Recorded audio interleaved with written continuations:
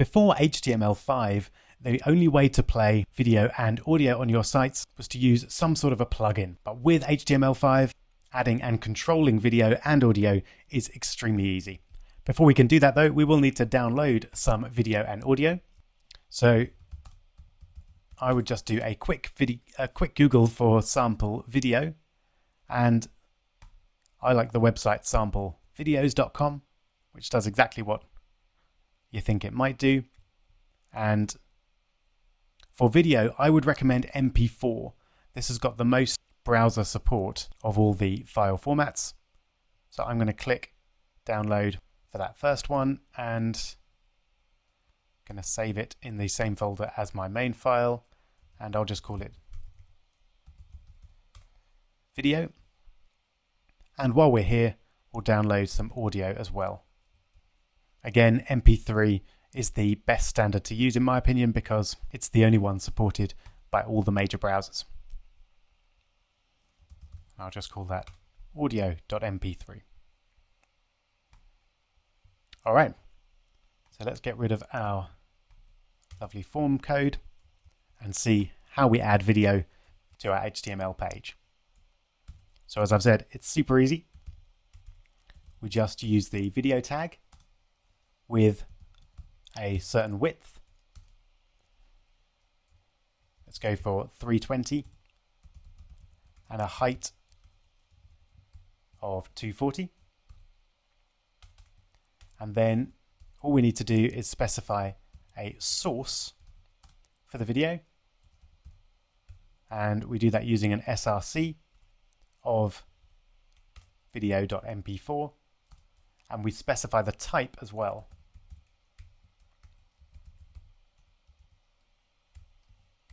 So the type here is video/mp4. You can even specify multiple sources if you want to be absolutely sure that you're maximizing browser compatibility, but with MP4 you should be pretty safe. You can also add some text which will appear if the user's browser doesn't support this type of video. I'll just put please upgrade your browser. All right then, let's have a look. So there's the video. Unfortunately though, we can't do anything with it. That's because without specifying controls, we don't get given any controls. So let's try it now. Aha, there we go. That looks a bit better. And we can play the video right there. All the controls are going to be different from browser to browser, but usually they will have a full screen option like that, and volume controls and slider controls as well. We can also use the autoplay attribute to do what you might think, make the video autoplay. So if we were really cruel to our users, we might turn off the controls and autoplay the video. That might work quite well with a soundless video that formed the backdrop of a hero bar on your page, for example. But normally, we're going to want to give the users some controls. That's pretty much all there is to it, but we can also interact with the video using JavaScript, and I'll just show you the basics of how we might do that here. So let's add a bit of JavaScript.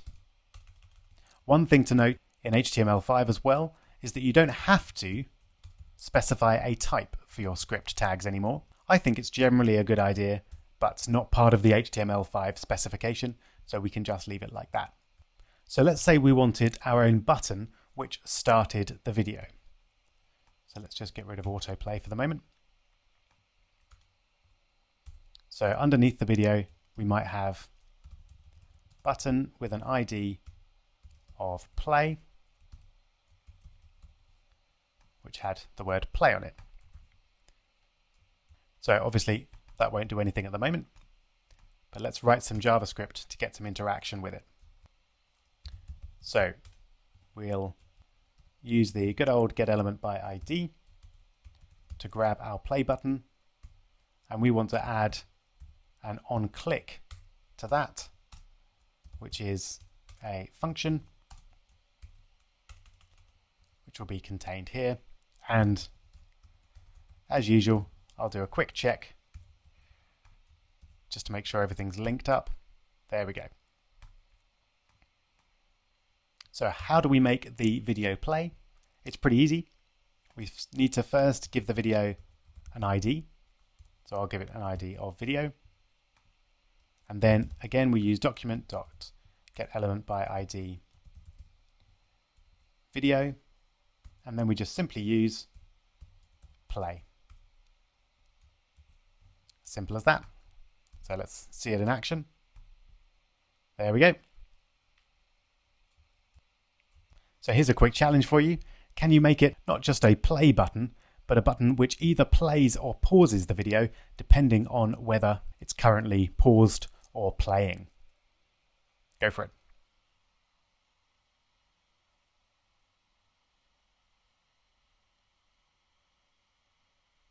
Now, you may have had to do a little bit of Googling there to figure out how to do it, but it's pretty straightforward. We do a check to see if document.getElementById video and then paused. And if that's the case, we'll play it.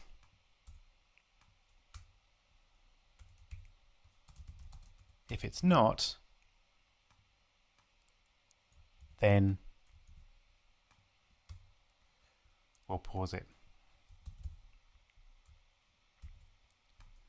So let's have a look. So play, pause, play, pause.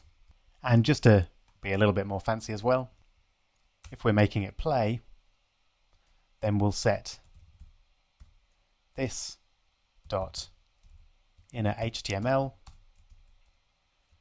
is equal to pause, and similarly here, this dot inner HTML is equal to play, just so our play button updates. Great. One more thing before we move on to audio. So that's pretty much all you need to know about including video in your websites, and you can probably guess what the process is for including audio. It works in pretty much the same way.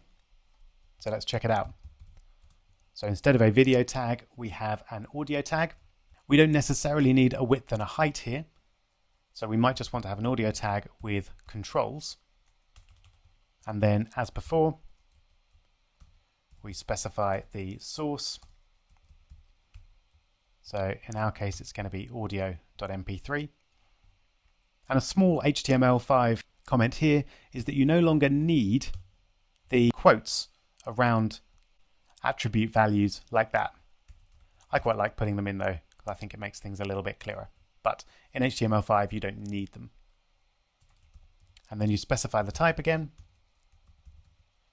So this is MP3, so we use audio.mpeg. And then once again, we'll add a message to upgrade their browser if it doesn't work. And here we go. So that should play our audio. There it is. Wonderful. And note that if we take out the controls and put autoplay in there, we can again very cruelly just autoplay the sound without any way of the user stopping it. So let's not do that. That's better. And that's it. You can use exactly the same JavaScript instructions to add, play, pause, etc. But I'm sure you can figure out how to do that based on this code if you need to. So very, very simple. We just use the video tag or the audio tag with a few options to play video and audio in your websites. I hope your head is buzzing with ideas about how you might use that, but we're going to go on and see perhaps the most famous HTML5 tag, and that is Canvas.